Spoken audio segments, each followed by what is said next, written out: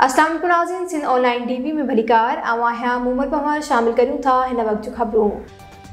नाज़रीन, शाह जी मशीन बरसां गोठ मलिहाणी सोलंगी जे पाड़े मोहम्मद हयात सोलंगी जे गवर्नमेंट प्राइमरी स्कूल की इमारत मुकम्मल तौर ज़बून थी वही है।